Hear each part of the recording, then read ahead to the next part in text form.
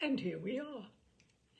It is Wednesday, September the 21st, and it is time to continue on Tales and Cocktails with Jane Austen's Persuasion. Tonight we will have part 9.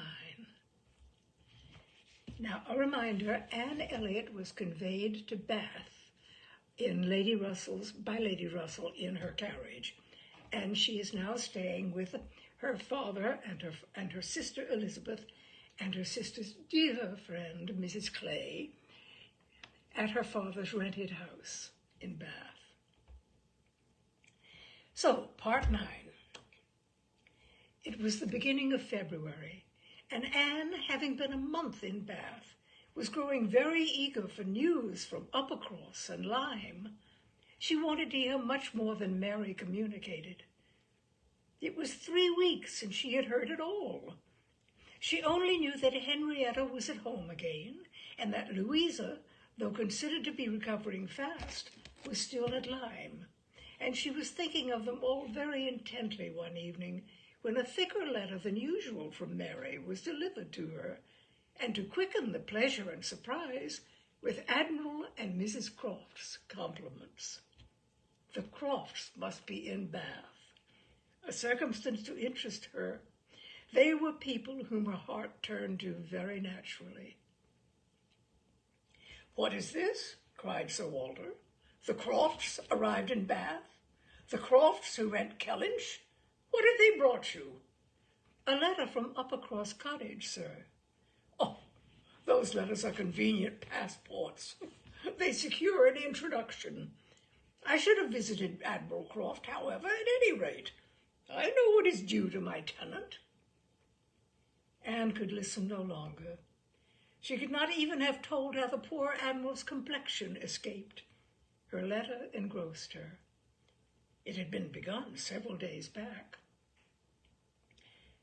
February 1st. My dear Anne, I make no apology for my silence, because I know how little people think of letters in such a place as Bath. You must be a great deal too happy to care for Uppercross, which, as you well know, affords little to write about. We have had a very dull Christmas. Mr. and Mrs. Musgrove have not had one dinner party all the holidays. I do not reckon the Hayters as anybody. The holidays, however, are over at last. I believe no children ever had such long ones. I'm sure I had not. The house was cleared yesterday, except of the little Harvilles, but you will be surprised to hear they have never gone home.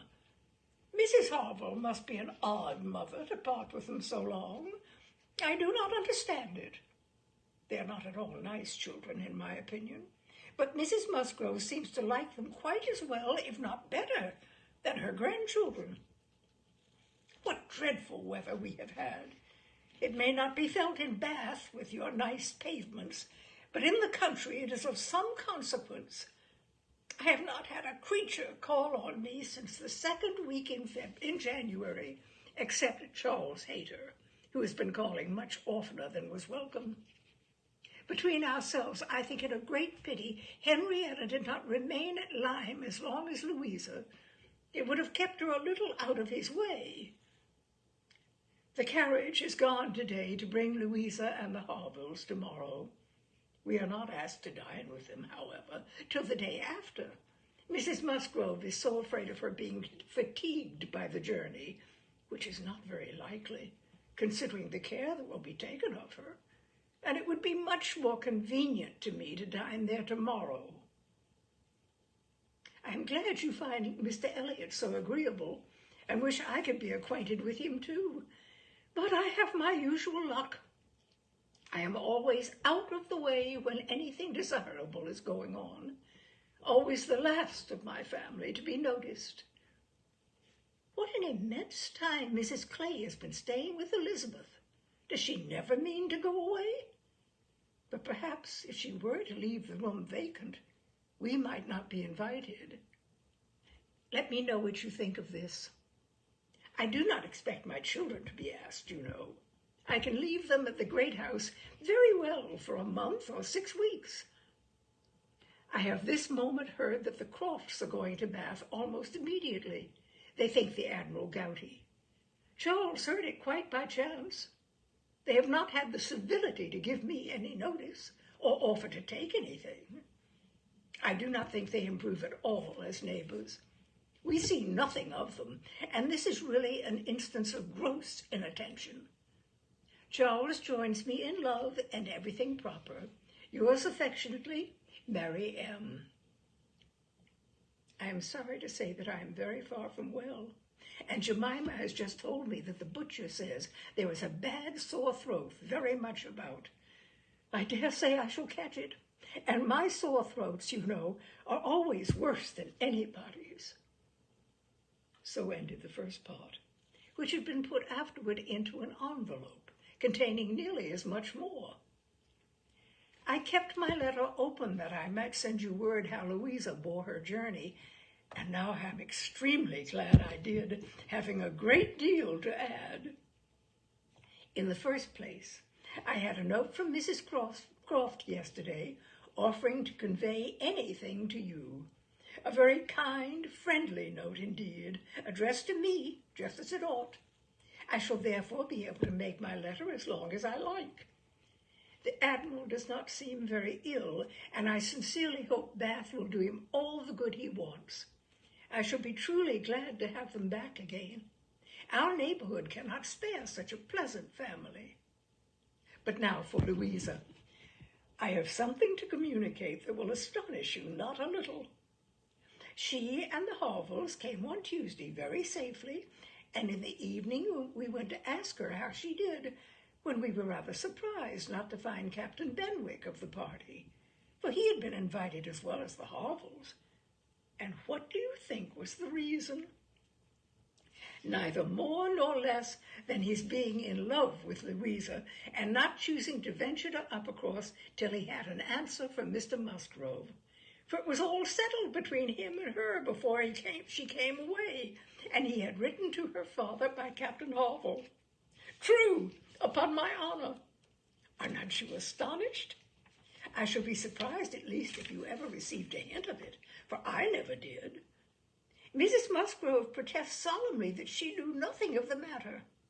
We're all very well pleased, however, for though it is not equal to her marrying Captain Wentworth, it is infinitely better than James Hayter, and Mr. Musgrove has written his consent, and Captain Benwick is expected today. Mrs. Harville says her husband feels a great deal on his poor sister's account, but, however, Louisa is a great favourite with us both. Indeed, Mrs. Harville and I quite agree that we love her the better for having nursed her.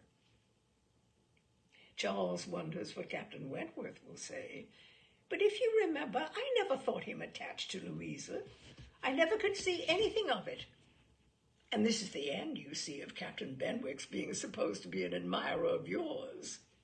How Charles could take such a thing into his head was always incomprehensible to me. I hope he will be more agreeable now. Certainly not a great match for Louisa Musgrove, but 1,000,000 times better than marrying among the Hayters. Mary need not have feared her sister's being in any degree prepared for the news. She had never in her life been more astonished. Captain Benwick and Louisa Musgrove. It was almost too wonderful for belief, and it was with the greatest effort that she could remain in the room, reserve an air of calmness, and answer the common questions of the moment. Happily for her, they were not many. Sir Walter wanted to know whether the Crofts travelled with 4 horses, and whether they were likely to be situated in such a part of Bath as might suit Miss Elliot himself to visit in, but had little curiosity beyond. "How is Mary?" said Elizabeth, and without waiting for an answer. "And pray, what brings the Crofts to Bath?" "They come on the Admiral's account. He is thought to be gouty." "Gout and decrepitude," cried Sir Walter. "Poor old gentleman." "Have they any acquaintance here?" asked Elizabeth. "I do not know, but I can hardly suppose that at Admiral Croft's time of life, and in his profession, he should not have many acquaintances in such a place as this. "I suspect," said Sir Walter coolly, "that Admiral Croft will be best known in Bath as the renter of Kellynch Hall. Elizabeth, may we venture to present him and his wife in Laura Place?" "Oh, no, I think not. Situated as we are with Lady Dalrymple, cousins, we ought to be very careful not to embarrass her with acquaintance she might not approve. If we were not related, it would not signify, but as cousins, she would feel scrupulous as to any proposal of ours. We had better leave the Crofts to find their own level. There are several odd-looking men walking about here, who I am told are sailors. The Crofts will associate with them." This was Sir Walter and Elizabeth's share of interest in the letter. When Mrs. Clay had paid her tribute of more decent attention in an inquiry after Mrs. Charles Musgrove and her fine little boys, Anne was at liberty.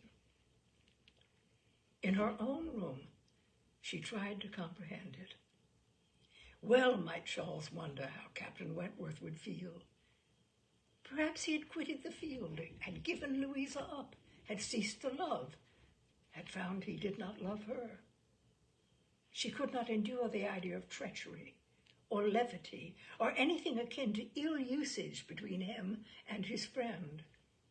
She could not endure that such a friendship as theirs should be severed unfairly. Captain Benwick and Louisa Musgrove. The high-spirited, joyous-talking Louisa Musgrove and the dejected, thinking, feeling, reading Captain Benwick seemed each of them everything that would not suit the other, their minds most dissimilar. Where could have been the attraction? The answer soon presented itself. It had been in situation. They had been thrown together several weeks. They had been living in the same small family party since Henrietta's coming away. They must have been depending almost entirely on each other. And Louisa, just recovering from illness, had been in an interesting state, and Captain Benwick was not inconsolable. That was a point which Anne had not been able to avoid suspecting before, and instead of drawing the same conclusion as Mary from the present course of events, they served only to confirm the idea of his having felt some dawning of tenderness toward herself. She did not mean, however, to derive much more from it to gratify her vanity than Mary might have allowed. She was persuaded that any tolerably pleasing young woman who had listened and seemed to feel for him would have received the same compliment. He had an affectionate heart. He must love somebody. She saw no reason against their being happy.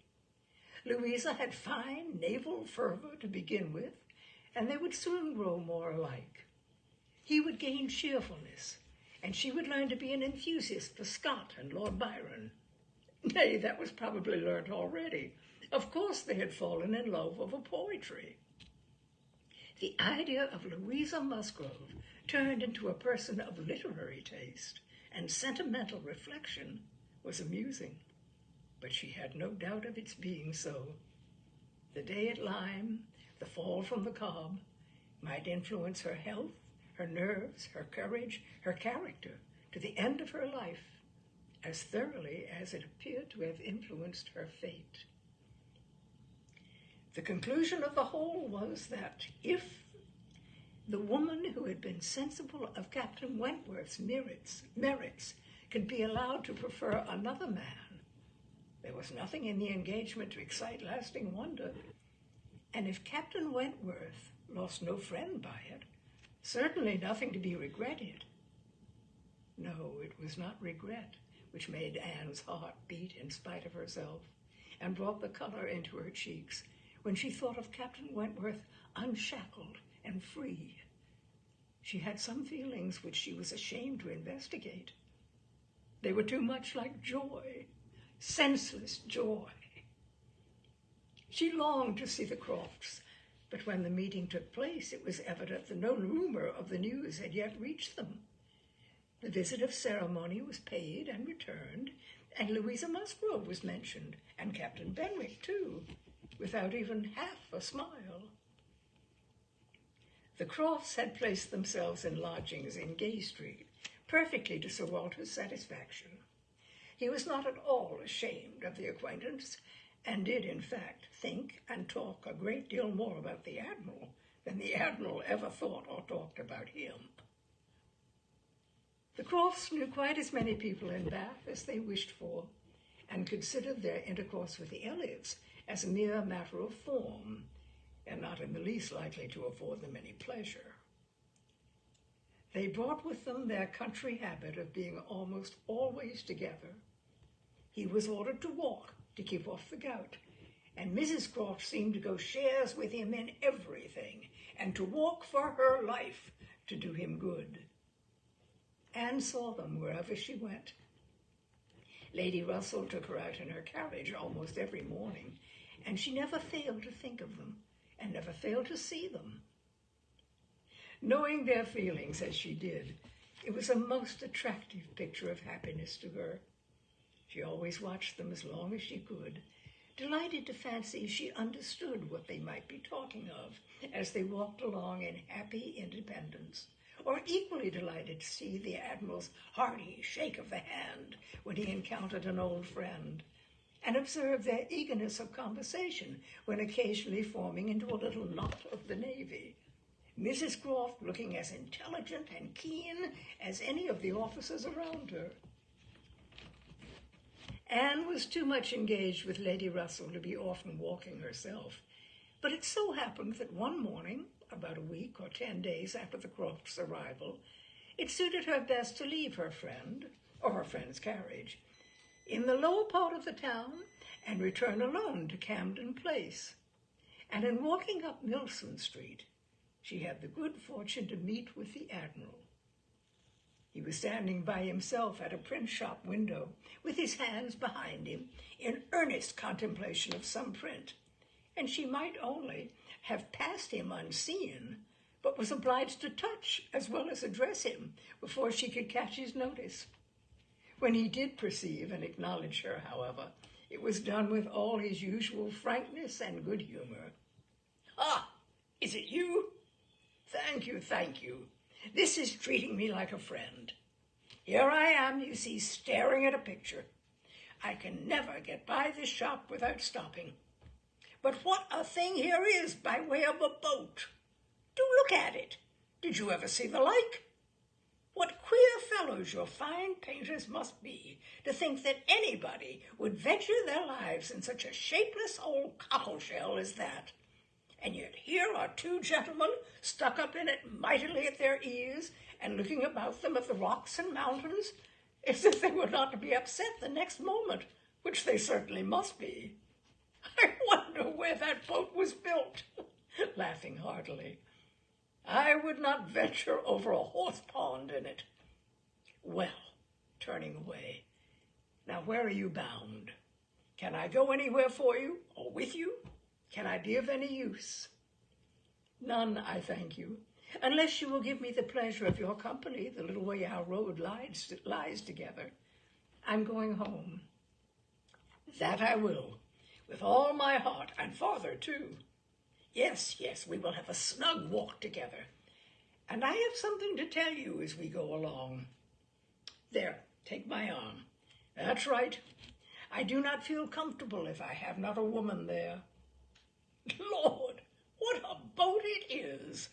taking a last look at the picture as they began to be in motion. "Did you say you had something to tell me, sir?" "Yes, I have, presently. But here comes a friend, Captain Bridgeton. I will only say, 'How do you do?' as we pass. However, I will not stop. How do you do?" Bridgeton stares to see anybody with me but my wife. She, poor soul, is tied by the leg. She has a blister on one of her heels, as large as a 3-shilling piece.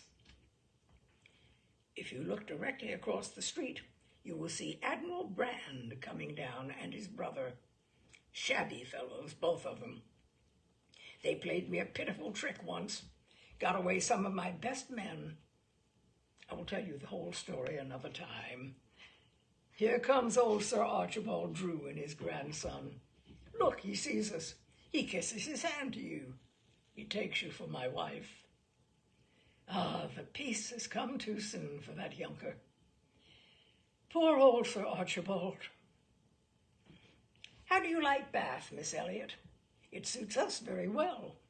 We are always meeting with some old friend or other. The street's full of them every morning, sure to have plenty of chat.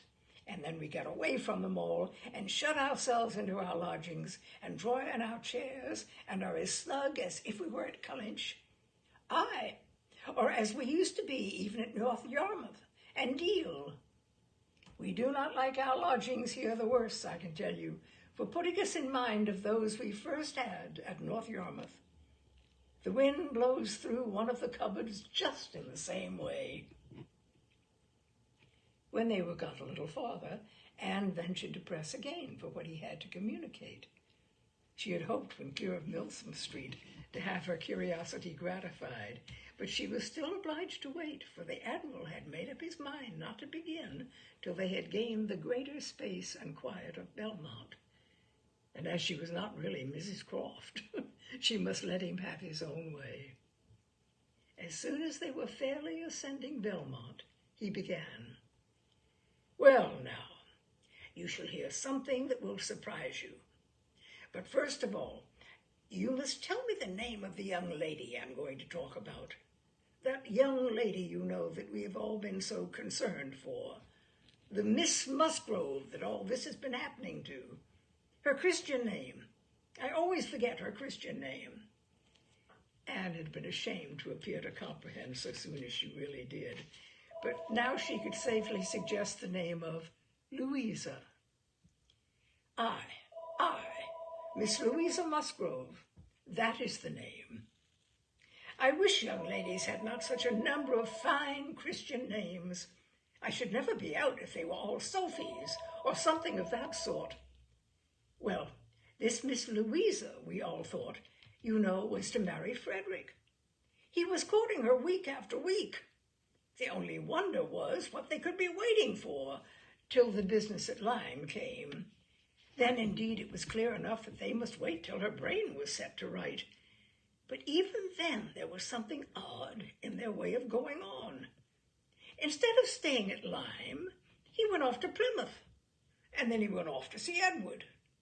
When we came back from Minehead, he was gone down to Edward's, and there he has been ever since. We have seen nothing of him since November. Even Sophie could not understand it. But now the matter has taken the strangest turn of all, for this young lady, the same Miss Musgrove, instead of being to marry Frederick, is to marry James Benwick. You know James Benwick. A little. I am a little acquainted with Captain Benwick. Well, she is to marry him. Nay, most likely they are married already, for I do not know what they should wait for. I thought Captain Benwick a very pleasing young man, said Anne, and I understand that he bears an excellent character. Oh, yes, there's not a word to be said against James Benwick. He's only a commander, it is true, made last summer, and these are bad times for getting on, but he has not another fault that I know of. An excellent, good-hearted fellow, I assure you. A very active, zealous officer, too, which is more than you would think for, perhaps, with that soft sort of manner does not do him justice. Indeed, you are mistaken there, sir. I should never augur want of spirit from Captain Benwick's manners. I thought them particularly pleasing, and I will answer for it they would generally please. Well, ladies are the best judges, but James Benwick is rather too piano for me, and though very likely it is all our partiality, Sophie and I cannot help thinking Frederick's manners better than his. There's something about Frederick more to our taste. Anne was caught. She had only meant to oppose the too common idea of spirit and gentleness being incompatible with each other, not at all to represent Captain Benwick's manners as the very best that could possibly be. And after a little hesitation, she was beginning to say, I was not entering into any comparison of the two friends, but the Admiral interrupted her with, and the thing is certainly true. It is not a mere bit of gossip. We have it from Frederick himself. His sister had a letter from him yesterday, in which he tells us of it, and he had just had it in a letter from Harville, written upon the spot from Uppercross. I fancy they are all at Uppercross. This was an opportunity which Anne could not resist. She said, therefore, I hope, Admiral, I hope there is nothing in the style of Captain Wentworth's letter to make you and Mrs. Croft particularly uneasy. It did seem last autumn as if there were an attachment between him and Louisa Musgrove, but I hope it may be understood to have worn out on each side equally and without violence. I hope his letter does not breathe the spirit of an ill-used man. Not at all, not at all. There's not an oath or a murmur from beginning to end. Anne looked down to hide her smile. No, no. Frederick is not a man to whine and complain. He has too much spirit for that. If the girl likes another man better, it is very fit she should have him. Certainly. But what I mean is that I hope there is nothing in Captain Wentworth's manner of writing to make you suppose he thinks himself ill-used by his friend, which might appear, without its being absolutely said. I should be very sorry that such a friendship as has subsisted between him and Captain Benwick should be destroyed or even wounded by a circumstance of this sort. Yes, I understand you. But there is nothing at all of that nature in the letter. He does not give the least fling at Benwick, does not so much as say, I wonder at it. I have a reason of my own for wondering at it. No, you would not guess from his way of writing that he had ever thought of this what's her name, for himself. He very handsomely hopes they will be happy together, and there's nothing very unforgiving in that, I think. Anne did not receive the perfect conviction which the Admiral meant to convey, but it would have been useless to press the inquiry further. She therefore satisfied herself with commonplace remarks or quiet attention, and the Admiral had it all his own way. Poor Frederick, he said at last. Now he must begin all over again with somebody else. I think we must get him to Bath. Sophie must write and beg him to come to Bath. Here are pretty girls enough, I am sure. It would be of no use to go to Uppercross again, for that other Miss Musgrove, I find, is bespoke by her cousin, the young parson. Do not you think, Miss Elliot, we had better try to get him to Bath? While Admiral Croft was taking this walk with Anne and expressing his wish of getting Captain Wentworth to Bath, Captain Wentworth was already on his way thither. Before Mrs. Croft had written, he was arrived, and the very next time Anne walked out, she saw him. Mr. Elliot was attending his two cousins and Mrs. Clay. They were in Milsom Street. It began to rain, not much, but enough to make shelter desirable for women, and quite enough to make it very desirable for Miss Elliot to have the advantage of being conveyed home in Lady Dalrymple's carriage, which was seen waiting at a little distance. She, Anne, and Mrs. Clay, therefore, turned into Mullins, while Mr. Elliot stepped to Lady Dalrymple to request her assistance. He soon joined them again, successful, of course. Lady Dalrymple would be most happy to take them home, and would call for them in a few minutes. Her ladyship's carriage was a barouche, and did not hold more than 4 with any comfort. Miss Carteret was with her mother. Consequently, it was not reasonable to expect accommodation for all the 3 Camden Place ladies. There could be no doubt as to Miss Elliot. Whoever suffered inconvenience, she must suffer none. But it occupied a little time to settle the point of civility between the other two. The rain was a mere trifle, and Anne was most sincere in preferring a walk with Mr. Elliot.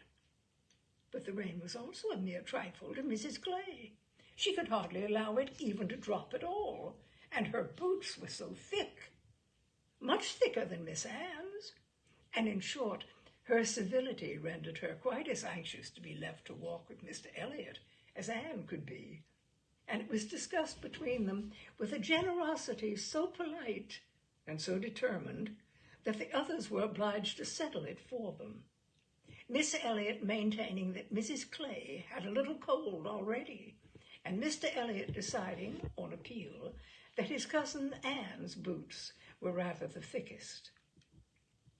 It was fixed accordingly that Mrs. Clay should be of the party in the carriage, and they had just reached this point when Anne, as she sat near the window, descried, most decidedly and distinctly, Captain Wentworth walking down the street. Her start was perceptible only to herself, but she instantly felt that she was the greatest simpleton in the world, the most unaccountable and absurd. For a few minutes she saw nothing before her. It was all confusion. She was lost, and when she had scolded back her senses, she found the others still waiting for the carriage, and Mr. Elliot, always obliging, just setting off for Union Street on a commission of Mrs. Clay's. She now felt a great inclination to go to the outer door. She wanted to see if it rained. Why was she to suspect herself of another motive? Captain Wentworth must be out of sight. She left her seat. She would go. One half of her should not be always so much wiser than the other half, or always suspecting the other being worse than it was. She would see if it rained. She was sent back, however, in a moment by the entrance of Captain Wentworth himself, among a party of gentlemen and ladies, evidently his acquaintance, and whom he must have joined a little below Milsom Street. He was more obviously struck and confused by the sight of her than she had ever observed before. He looked quite red. For the first time since their renewed acquaintance, she felt that she was betraying the least sensibility of the two. She had the advantage of him in the preparation of the last few moments. All the overpowering, blinding, bewildering first effects of strong surprise were over with her. Still, however, she had enough to feel. It was agitation, pain, pleasure, a something between delight and misery. He spoke to her and then turned away.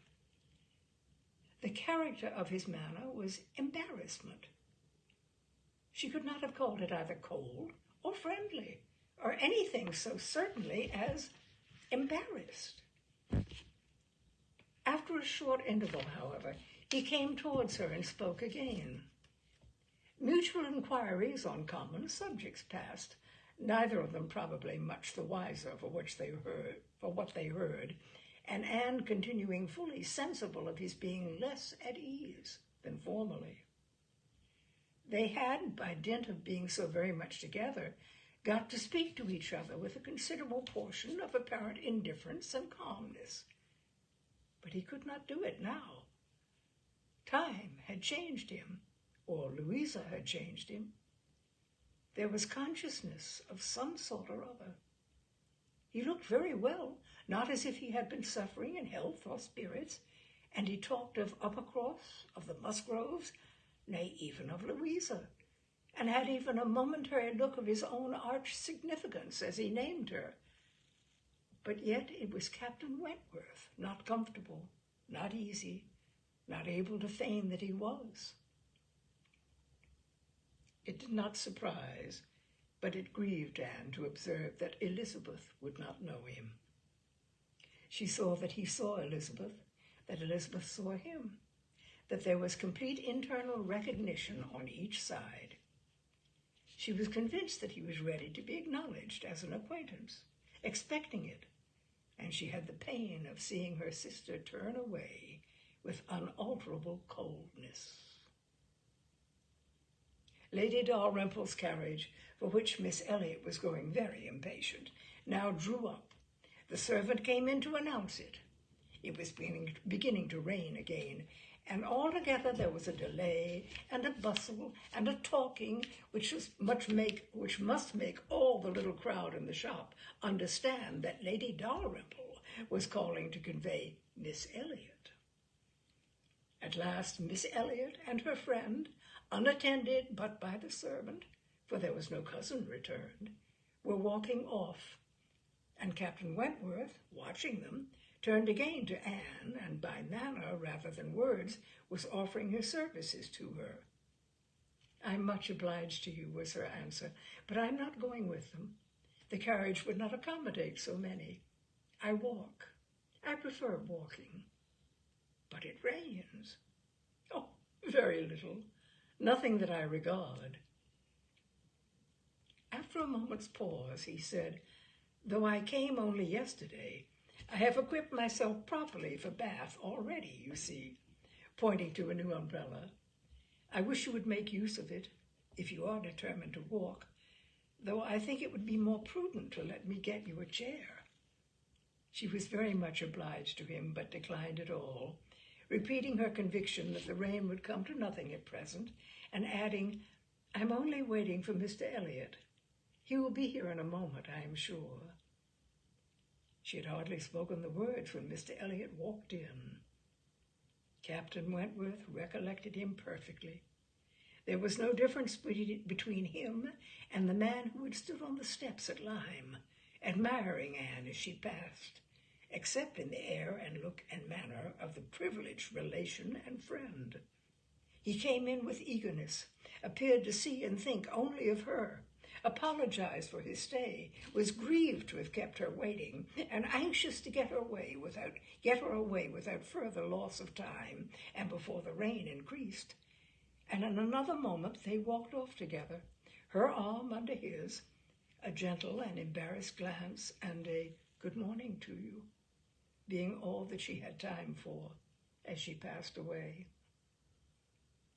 As soon as they were out of sight, the ladies of Captain Wentworth's party began talking of them.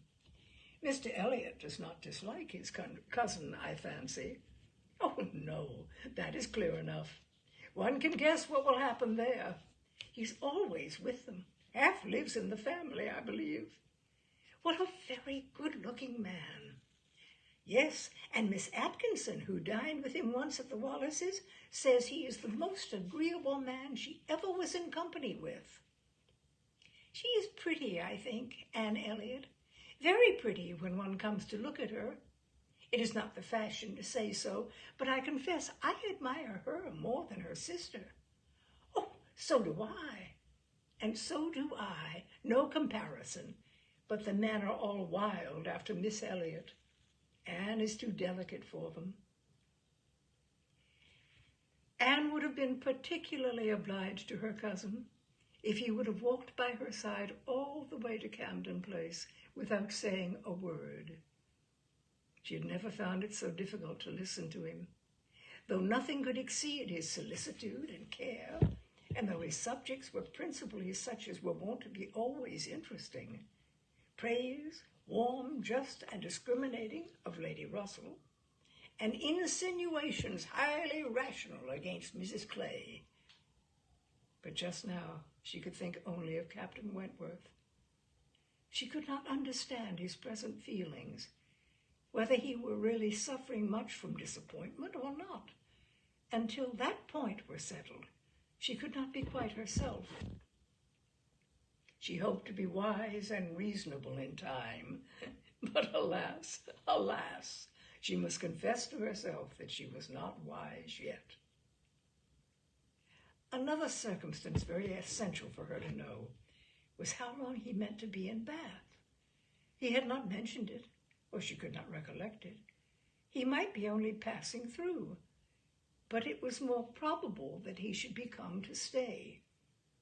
In that case, so liable as everybody was to meet everybody in Bath, Lady Russell would in all likelihood see him somewhere. Would she recollect him? How would it all be? She had already been obliged to tell Lady Russell that Louisa Musgrove was to marry Captain Benwick. It had cost her something to encounter Lady Russell's surprise, and now, if she were by any chance to be thrown into company with Captain Wentworth, her imperfect knowledge of the matter might add another shade of prejudice against him. The following morning, Anne was out with her friend, and for the first hour, in an incessant and fearful sort of watch for him in vain. But at last, in returning down Pulteney Street, she distinguished him on the right-hand pavement, at such a distance as to have him in view the greater part of the street. There were many other men about him, many groups walking the same way, but there was no mistaking him. She looked instinctively at Lady Russell, but not from any mad idea that Lady Russell would perceive him till they were nearly opposite.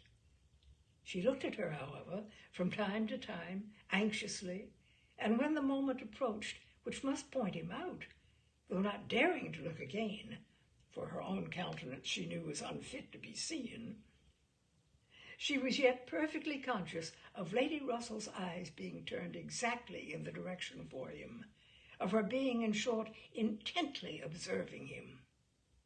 She could thoroughly comprehend the sort of fascination he must possess over Lady Russell's mind.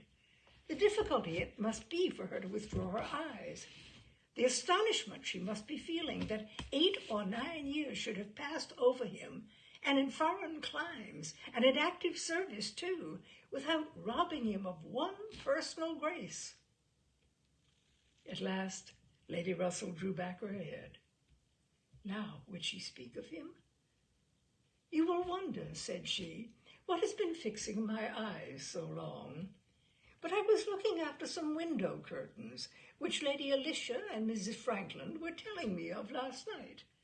They described the drawing-room window curtains of one of the houses on this side of the way and this part of the street as being the handsomest and best hung of any in Bath, but could not recollect the exact number, and I have been trying to find out which it could be. But I confess I can see no curtains hereabout that answer their description." Anne sighed and blushed and smiled, in pity and disdain, either at her friend or herself. The part which provoked her most was that in all this waste of foresight and caution, she should have lost the right moment for seeing whether he saw them. A day or two passed without producing anything.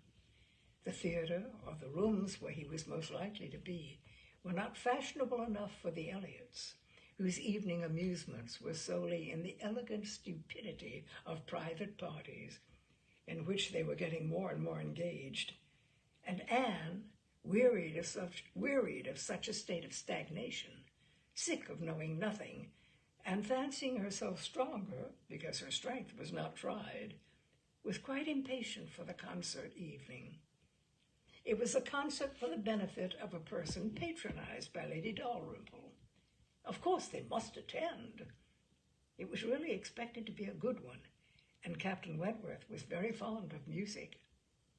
If she could only have a few minutes' conversation with him again, she fancied she should be satisfied, and as to the power of addressing him, she felt all over courage if the opportunity occurred. Elizabeth had turned from him. Lady Russell overlooked him. Her nerves were strengthened by these circumstances. She felt that she owed him attention. She had once partly promised Mrs. Smith to spend the evening with her, but in a short, hurried call, she excused herself and put it off with the more decided promise of a longer visit on the morrow.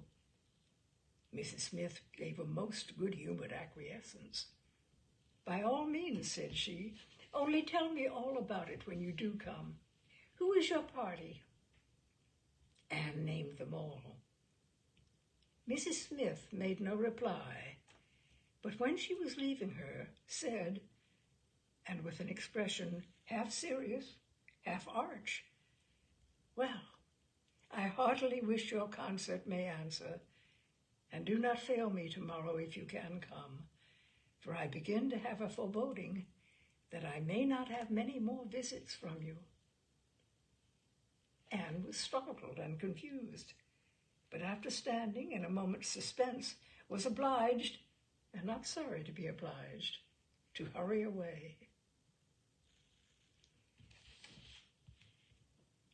And that is part 9 of Jane Austen's Persuasion. And next week, next Wednesday at 6, we will continue with part 10. Oh, we're closing in, my dears. We are closing in. I do love this book. I hope you do too. And I hope you will join me next week, 6 o'clock, for Tales and Cocktails, this tale being specifically Persuasion. Good night for now.